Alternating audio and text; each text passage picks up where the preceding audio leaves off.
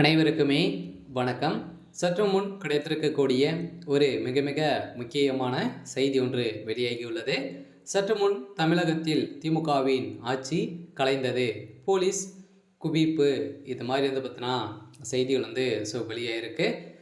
ஏற்கனவே பார்த்தீங்கன்னா தமிழகத்தில் திமுகவுடைய தலைமையகத்து மீது பார்த்தீங்கன்னா நிறைய புகார்கள் குவிந்து வந்திருக்கக்கூடிய நிலையில் பார்த்தீங்கன்னா இப்போ அதிரடியாக முதல்வர் ஸ்டாலின் அவர்கள் டார்கெட் பண்ணி ஆளுநர் ஆர்.என். ரவி அவர்கள் களத்தில் இறங்கியிருக்கா இல்லையா. ஆளுநர் ஆர்.என். ரவியுடைய பதவி காலம் முடிந்து 6 மாத காலங்களாகி இன்னுமே பார்த்தீங்கன்னா அவர் பதவியில் வைத்து இருக்கக்கூடிய நிலையில் தான் திமுகவுடைய ஆட்சிக்கு ஒரு உயிர் இருக்கக்கூடிய நிலை உருவாயிருக்கு. இந்த அடிப்படையில் தான் புதிய ஆளுநர் நியமனம் செய்ய போகிறதாக இப்போ தகவல் வெளியே இருக்கக்கூடிய நிலையில் தான் திமுகவுடைய தலைமையகத்துக்கு ஒரு மிக மிக ஒரு முக்கிய இடியாக தான் பார்த்தீங்கன்னா விழுந்திருக்கு.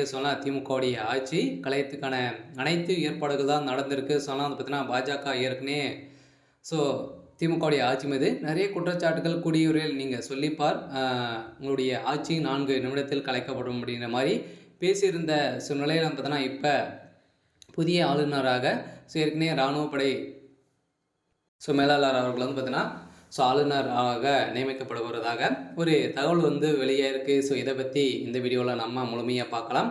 அதுக்கு முன்னாடி நம்ம சேனலுக்கு இப்போ தான் நீங்கள் முதல் முறையாக வந்திருக்கீங்க அப்படின்னா மறக்காமல் நம்மளுடைய சேனலை சப்ஸ்கிரைப் பண்ணி சப்போர்ட் பண்ணுங்கள். வாங்க வீடியோக்குள்ளே போகலாம்.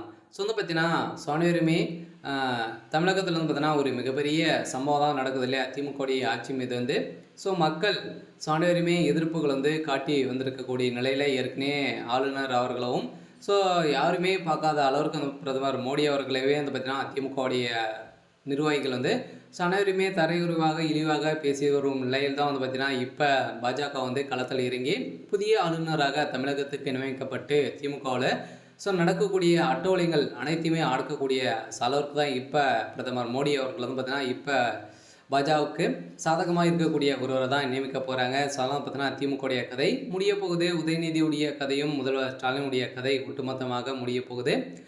இந்த நிலையில் தான் திமுகவுடைய ஆட்சி கூடிய விரைவில் இன்னும் 24 மணி நேரத்தில் கலைக்கப்படும் அப்படின்ற மாதிரி தான் தகவல் வெளியேற்கு ஏற்கனவே ஆளுநர் மீது போட்ட வழக்கின் அடிப்படையிலும் நீதிமன்றம் வழங்கக்கூடிய தீர்ப்பின் அடிப்படையில் ஸ்டாலின் அவர்கள் எதிர்ப்பாக செருப்படி வாங்கும் விதமாக தான் ஸ்டாலின் அவர்களுக்கு நீதிமன்றம் தீர்ப்பு வழங்கியிருந்தாங்க.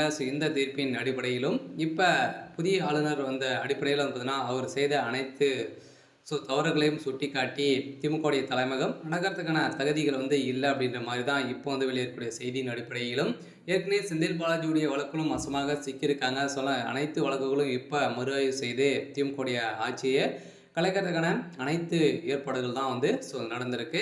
இந்த செய்தி கேட்ட முதல்வர் ஸ்டாலின் அவர்கள் தலையில் அடித்து கதறிய சம்பவம் பெரும் பரபரப்பை ஏற்படுத்தியிருக்கு. சரி, ஓகே. இன்னைக்கான அப்டேட் பார்த்தீங்கன்னா இதுதான். மறக்காமல் நம்மளுடைய சேனலை சப்ஸ்கிரைப் பண்ணி சப்போர்ட் பண்ணுங்கள். தேங்க்யூ.